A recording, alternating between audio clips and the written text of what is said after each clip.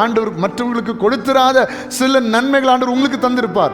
மற்றவர்களுக்கு கொடுக்காத சில திறமைகளை கர்த்தர் உங்களுக்கு தந்திருப்பார். மற்றவர்களுக்கு கொடுக்காத சில தாளந்துகளை கர்த்தர் உங்களுக்கு தந்திருப்பார். மற்றவர்களுக்கு கொடுக்காத சில வாய்ப்புகளை கர்த்தர் உங்களுக்கு தந்திருப்பார். ஆனா அதை மேன்மையா எண்ணாதபடிக்கு அற்பமா எண்ணுகிறபடினால் தேவன் கொடுத்திருந்த ஆசீர்வாதத்தை முழுமையாக இழந்து விட்டார். ஒரு பொருள் ஆண்டவர் உங்களுக்கு தந்திருக்கிறாரோ அதை அற்பமா நினைக்காதீங்க, மேன்மையா எண்ணுங்க. ஆண்டவர் கொடுத்திருக்கிற பிள்ளைகளை உதாசீனப்படுத்தக்கூடாது, மேன்மையா எண்ண வேண்டும். ஆண்டவர் கொடுத்த பெற்றோரை உதாசீனப்படுத்தக்கூடாது, மேன்மையா எண்ணணும். ஆண்டவர் கொடுத்த குடும்பத்தை அற்பமா எண்ணக்கூடாது, மேன்மையா எண்ணணும்.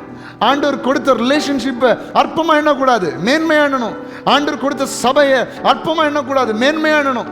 ஆண்டவர் கொடுத்த ஊழியத்தை அற்பமா எண்ணக்கூடாது, மேன்மையா எண்ணணும்.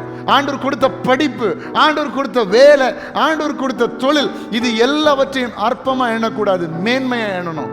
ஏன்னா அற்பமா எண்ணினால் தேவனுடைய ஆசீர்வாதங்கள் நம்முடைய வாழ்க்கையில வராமல் போய்விடும்.